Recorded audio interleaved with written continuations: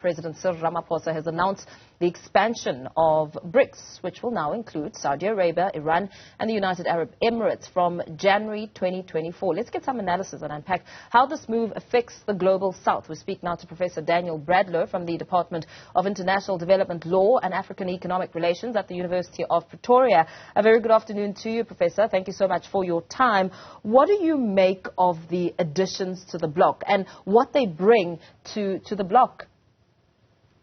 Good afternoon. Thanks for having me, and good afternoon to the listeners.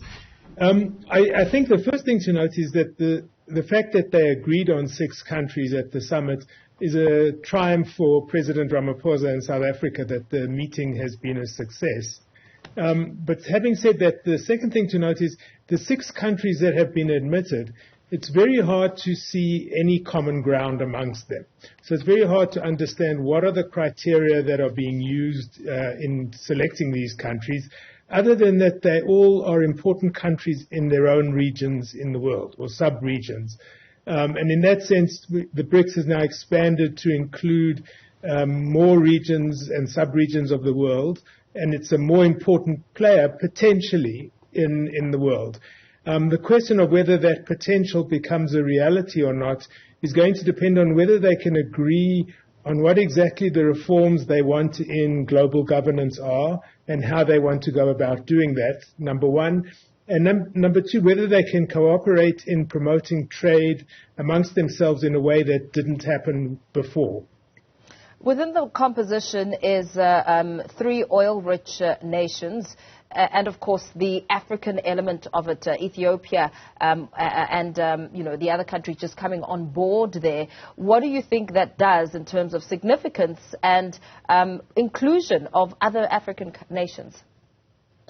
I think the fact that Ethiopia and Egypt, the third country, are admitted are important. It means the Horn of Africa and the North of Africa are now represented, and by the leading countries in each of those regions.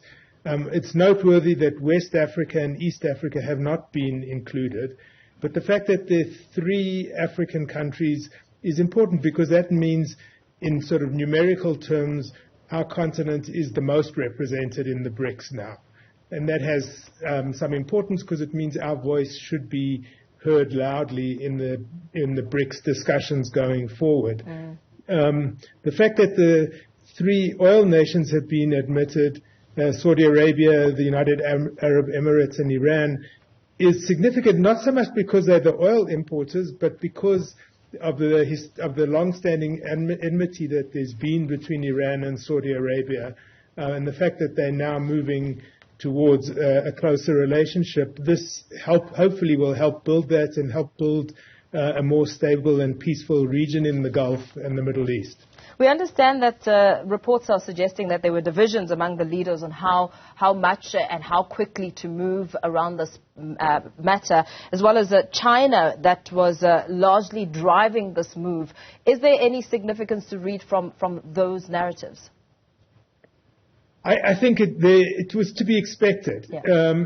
Clearly, there's tensions amongst the 5 original BRICS members, particularly India and China.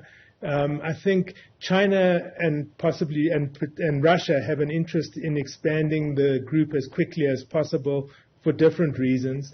The other 3 countries are probably a little bit more hesitant, but I think they could not have done this without consensus. So the fact that they all agreed that they should expand, and they should expand with these 6 countries, suggests all of them see that the BRICS is an important grouping going forward, and that these 6 countries are ones that all 5 original members could agree on. And that is significant in itself. Yeah, absolutely. Thank you so much. We're going to have to cut this conversation very short and leave it there. Professor Daniel Bradlow from the Department of International Development Law and African Economic Relations at the University of Pretoria. Thank you so much for your time.